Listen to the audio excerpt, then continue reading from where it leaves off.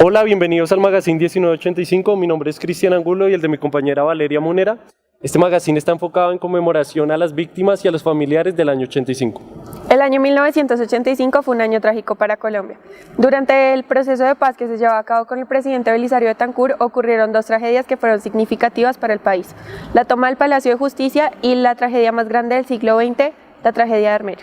El 6 de noviembre del año 85 el M-19 se toma el Palacio de Justicia, con lo que deja 98 muertos y 12 desaparecidos. Aquí va la nota.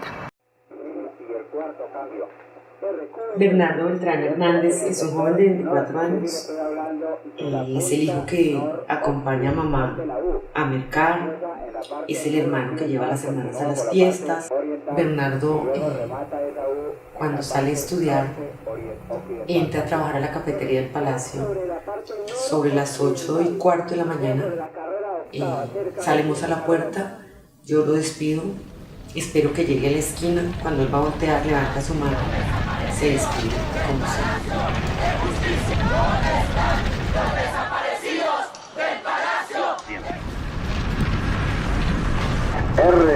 Entiendo que no han llegado los de la Cruz Roja.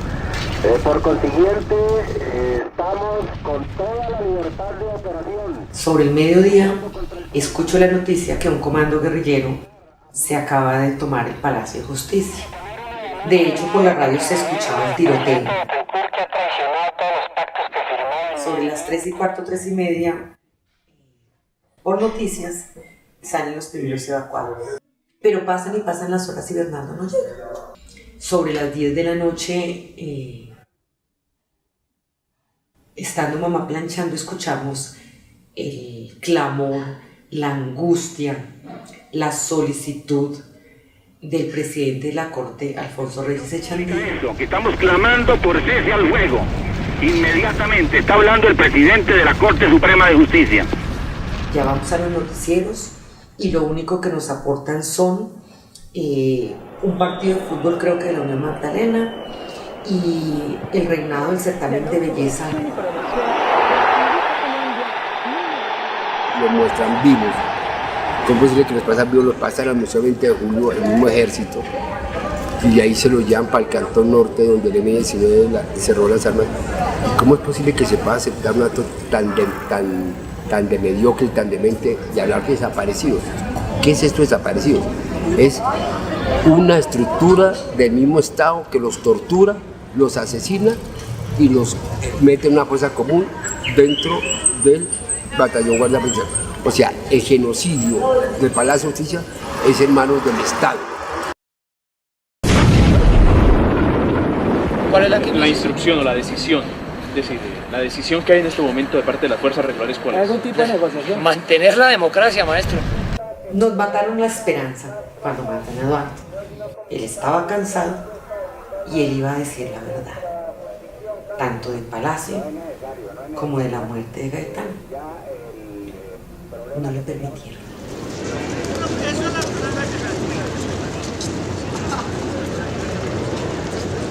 En el mes de abril de 2016 llega Sarmiento, llega Oroztegui, que son personas de la Fiscalía y del CTI. Se dan cuenta que esos huesitos de Manizales eran de Bernardo Beltrán Hernández, que no es el doctor Alberto Echeverri Correa. Entonces yo le pregunto al doctor Díaz, en medicina legal, ese día: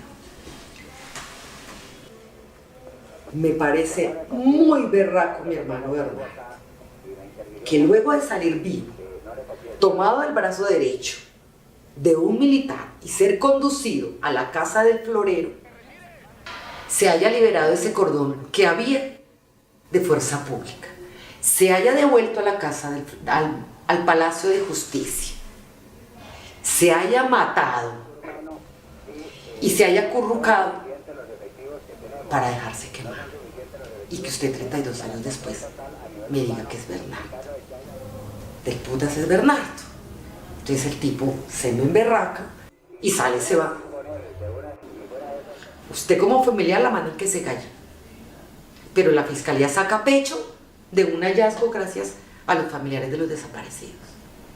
y no respeta la Fiscalía la voluntad de los familiares de Jorge Alberto. Se sabía, y sabía muy bien de antemano, que iba a haber una toma. Se habla que es de narcotráfico de Pablo Escobar, pero eso fue un autogolpe de Estado. El M-19 venía de robarse las paz en Bolívar. Después viene la toma de la Embajada de la República Dominicana. Hay una negociación, van resuelto, lo negocian y llegan a la... Después toma las armas del Cantón Norte. Otro golpe de Estado, un 31 de diciembre, toman el Palacio de Justicia, no con el objetivo de asesinar, con el objetivo de lograr reclamar los derechos que exigía el M-19 para un proceso de amnistía política. Fue una toma del M contra una toma del Estado colombiano, de la fuerza militar de la época.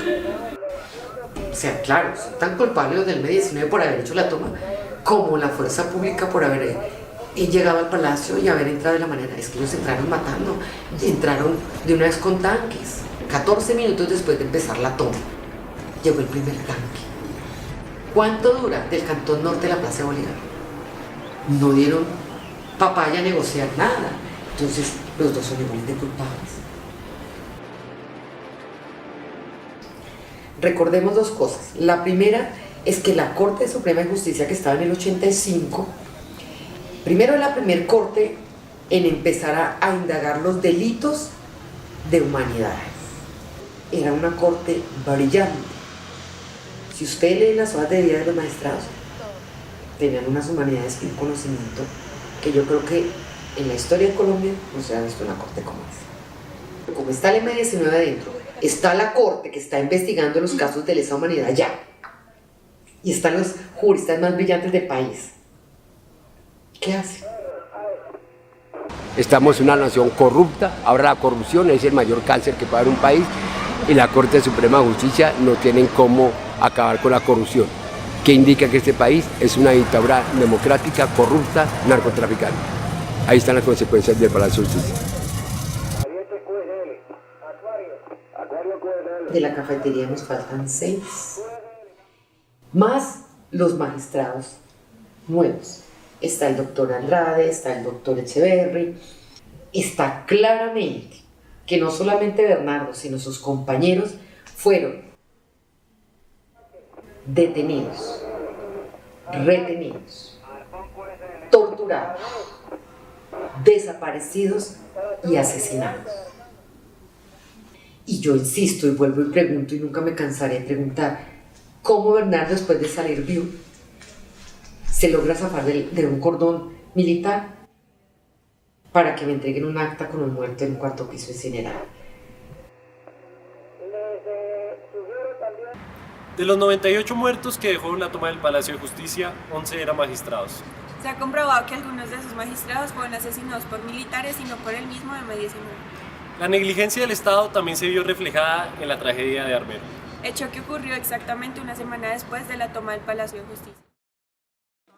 Me llamo José Antonio Rubio, nací el 10 de julio de 1957. Armero llegó a la edad de 8 años hasta el 13 de noviembre de 1985.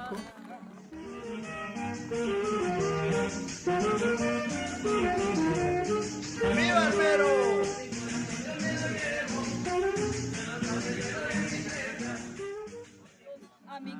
El agua es la que primero acaba con Armero, ¿cierto? Más detrás viene el lodo, las piedras.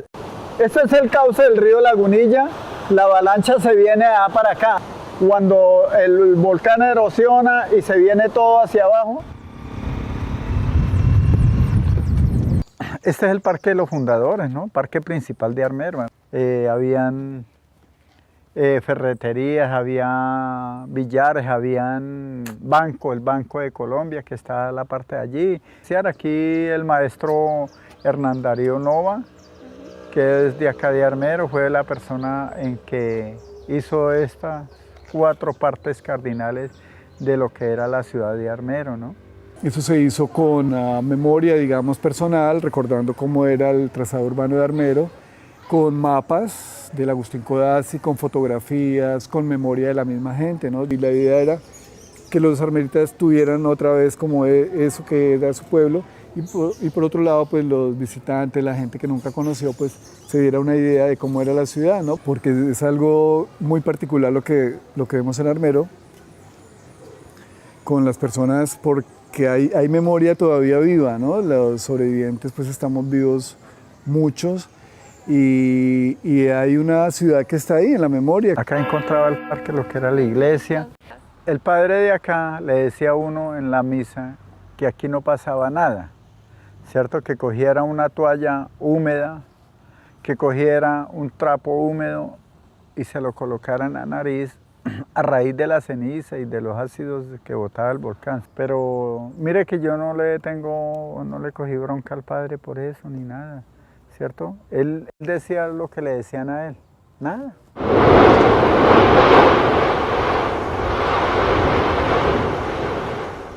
Dígame, yo por ejemplo que nunca había conocido que era ceniza que cayera así y miro hacia el firmamento y me arden las vistas, pues yo le digo al compañero mío, ¿no? Al dueño del taller, le dije yo, yo le dije así, está cayendo una mierda tan rara, hermano, camine, mira. Me dijo, eso no le ponga cuidado a nada. Pues uno piensa que se va inundando poco a poco y va a subir un caudal. Pero ni por imaginación esto. Este lodazal tan tremendo que es donde estamos parados hoy en día.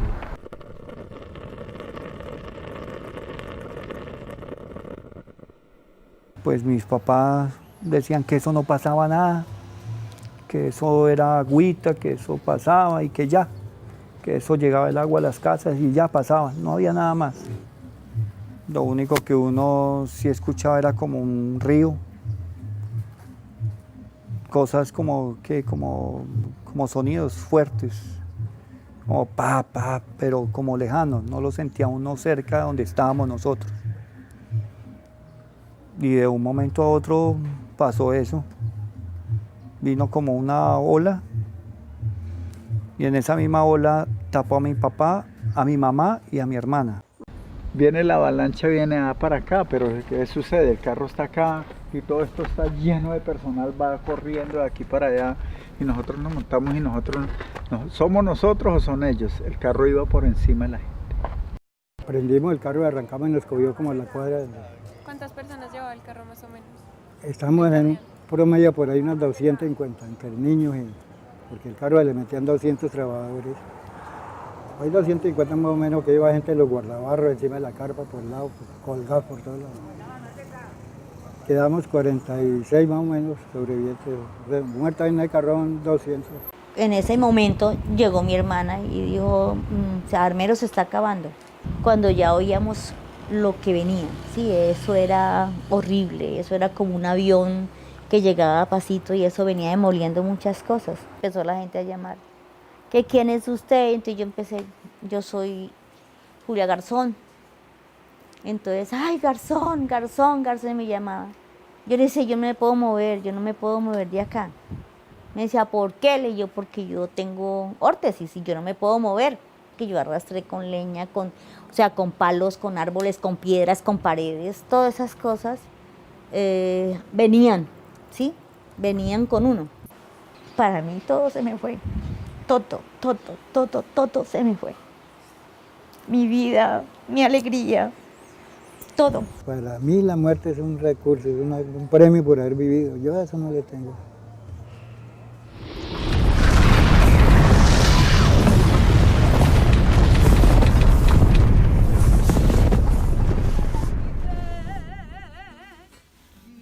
El miedo y el dolor han sido una constante en la existencia del hombre y pueden ser útiles para sobrevivir.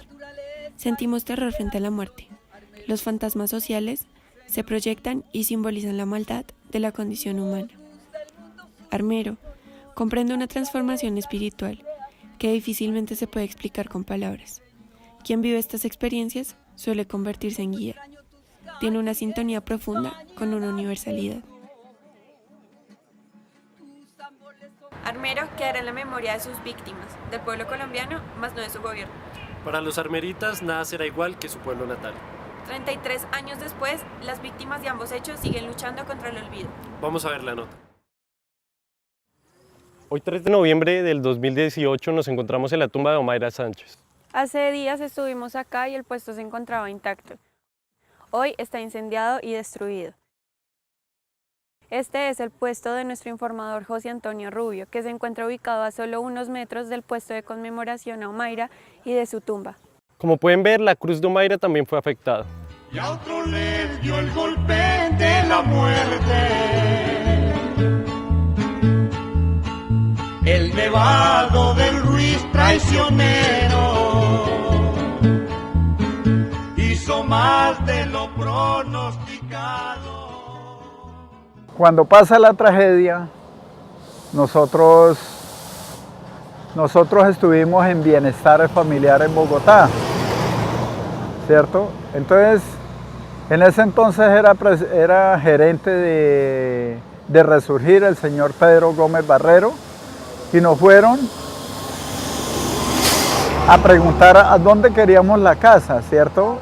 Yo con los pies bien puestos sobre la tierra, yo le dije que se haga un nuevo armero para que no se vaya a perder el dinero que mandaron. El mundo entero aportó mucho dinero, ¿cierto? El mundo entero, pero las malas administraciones, estos dirigentes tan corruptos que tiene este país, ¿cierto? Le da a uno rabia.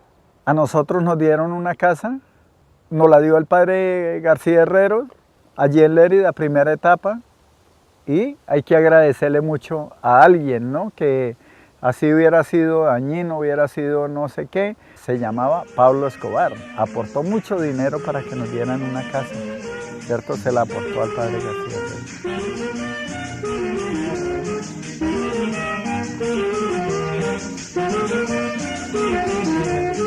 ¡Viva Armero!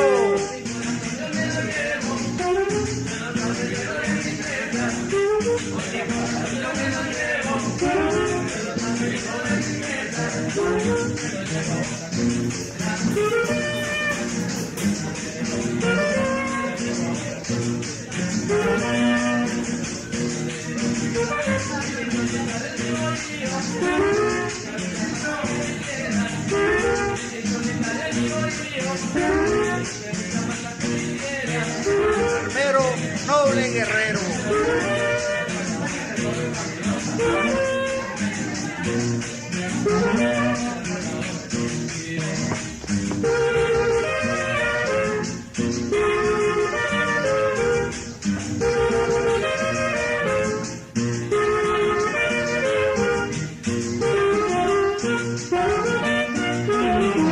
Y ahora el sanjuanero para todos.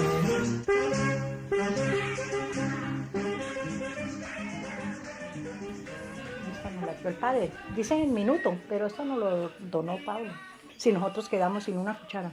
Claro que esto era para nosotros los damnificados, pero había mucha gente que por tener la cédula de armero no le daban la vivienda, tras de que no hay trabajo.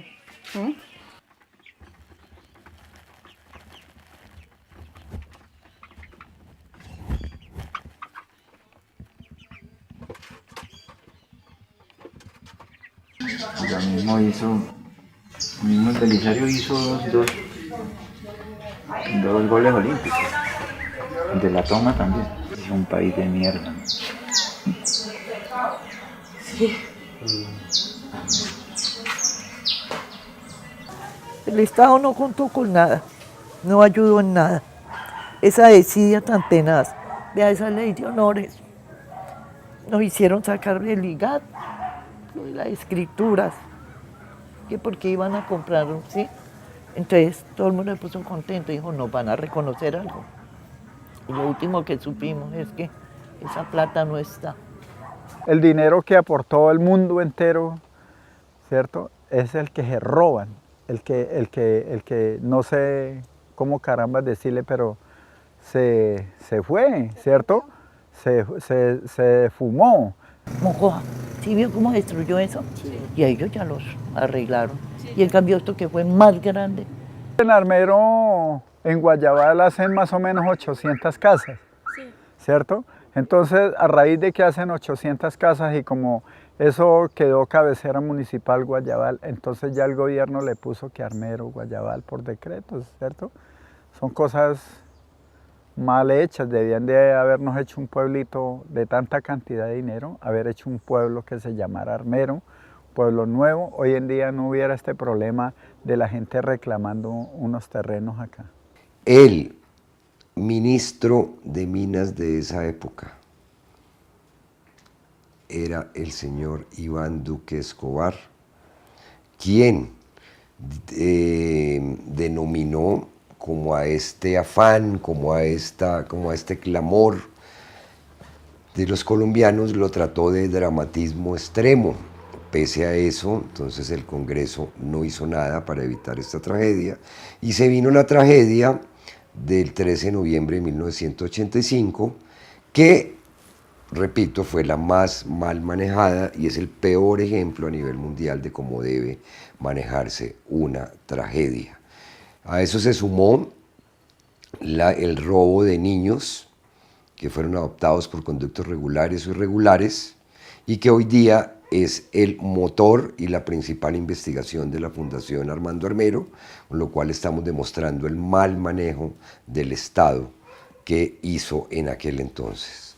Hace 5 años comenzamos una investigación que desconocíamos, y fue la búsqueda de los niños que se perdieron en la tragedia.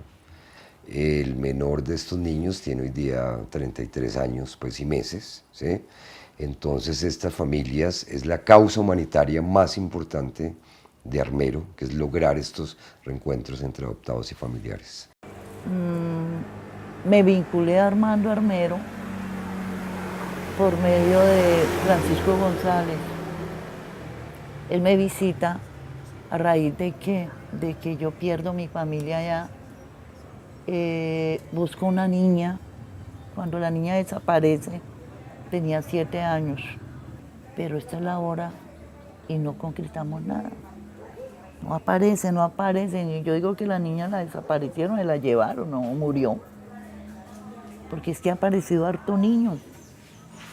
Y yo sigo en la incógnita y yo le digo a mi hija, hasta el día que yo muera, seguiré buscando. ¿Para ti sigue viva? Para mí sigue viva. Y para esta época a mí me da chilladera, me da de todo. Muy duro. Si hay un lugar digamos, donde se hacen tantos crímenes, se hacen cosas horribles con su propio hermano, entre uno y otro, entre los encarnados, que se hacen cosas carnalmente brutales, entonces puede existir una fuerza negativa.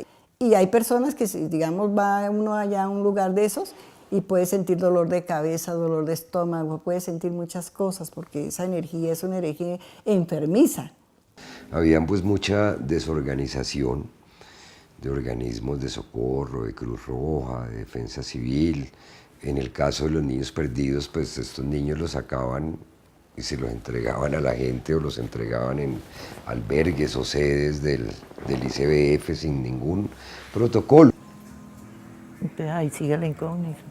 Se los llevaron, los vendió el bienestar familiar.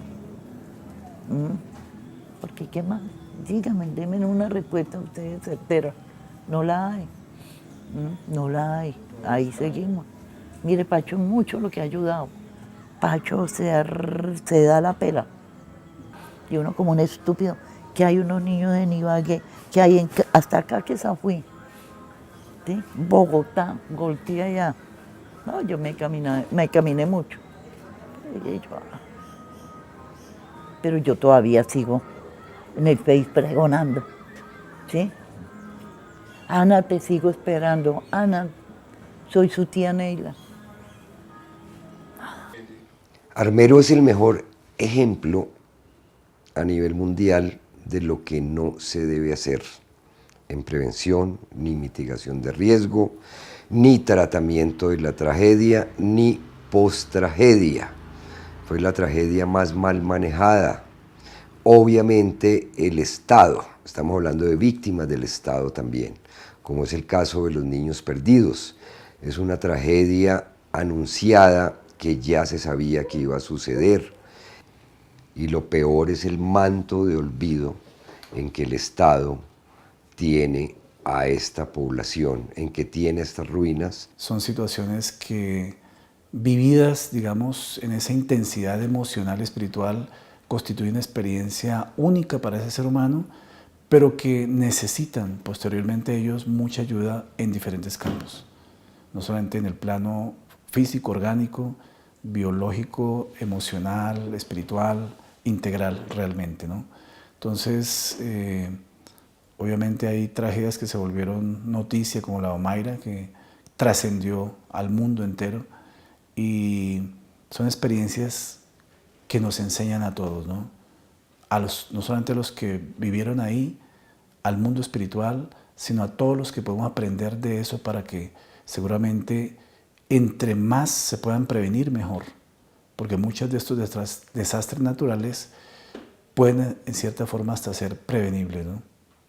Armero no es de nadie, es un territorio olvidado donde la culpabilidad también la tienen los estamentos no solamente nacionales, sino municipales, regionales, la gobernación. Entonces acordémonos que ha pasado lo del Palacio de Justicia, 8-9, militarizan Palacio, y luego Belisario nombra un alcalde militar, también en Armero, un alcalde militar que no deja como acercarse a la comunidad, que manejan ellos eso a la manera pues de ellos, y tanto es a la manera que muchos cadáveres en Armero hacen fosas comunes y los entierran sin ningún protocolo, personas, animales, cosas. Entonces ahí también hubo otra falla, nuestros cadáveres no sabemos en qué sitio, están en muchas fosas comunes en Armero. La vida es muy preciosa, no tiene costo, no tiene valor. Ahí hay, digamos, una vibración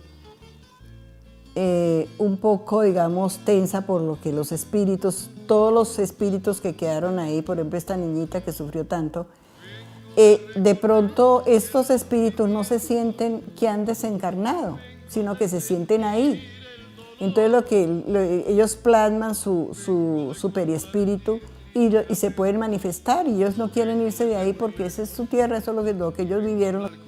Yo les soy sincero, yo no le agradezco nada al gobierno, le agradezco a muchos países que vinieron, hicieron construcciones, hicieron barriecitos y se lo aportaron a la gente. No sé cómo, lo único que sí les sé decir es que vinieron de otras partes, ¿no? Aquí estuvo Venezuela, Antioquia presente, los alemanes, los suizos. Hay que agradecerle todo a nuestro pueblo colombiano que de una y otra forma en ese momento se desbordó a colaborar con nosotros los de Armero, y no solamente los de Armero, los de Chinchiná, ¿no? Los de Villa María, Caldas. Con la naturaleza no se juega, y eso fue lo que hizo el gobierno con nosotros. Uno siempre tiene que ser honesto en la vida, y eso fue lo que jugaron con nosotros. 25.000 habitantes fue muy terrible. No fueron 3, 4, 5 pelagatos que murieron. ¿Cómo era la naturaleza, hermano? Que hasta los mismos animales avisaron y nadie se despertó. ¿Por qué? Porque el gobierno no le puso pilas. Evacúen, evacúen, evacúen. No hubo alarmas dentro de Armero, no hubo comunicación real, ¿sí? Los de Armero no sabíamos que iba a pasar esta avalancha tan grande, nos imaginamos que se trataba de una inundación. El Estado siempre le va a interesar poner menos muertos. A los canales sensacionalistas y cosas les va a interesar poner 35.000, 40.000 muertos, que eso también es imposible.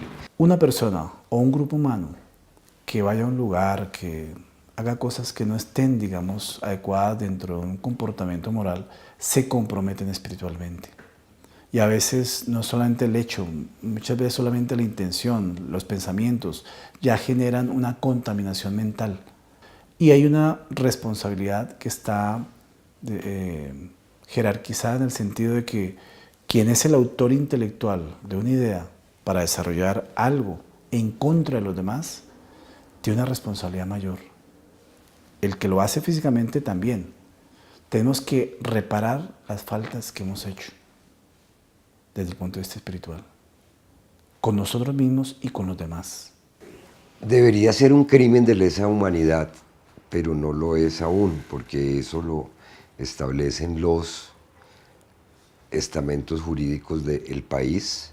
Las pocas denuncias que se hicieron en esa época pues no llegaron a feliz término, entonces el Estado pues no se le ha podido probar una responsabilidad dentro de esta tragedia. Ya perdimos, mano, ya perdimos. Perdimos, nos dieron por perdidos. Nos borraron del mapa, no vimos nadie. Nunca nos olvidará, siempre en nuestros corazones. Ya muere conmigo esa vaina. Mi hija me dice, ay mami, por Dios. Le digo yo, no hija, armero es armero. Yo ya muero con eso. Se fueron para siempre. Señor, ¿en dónde estabas? Estas dos tragedias marcaron la historia de nuestro país. Así, 33 años después, seguimos luchando por un proceso de construcción de memoria. Y eso fue todo por hoy. No olviden seguirnos en nuestras redes sociales, en Instagram como @semblanza del absurdo 1985 y en Facebook como 1985. Hasta luego.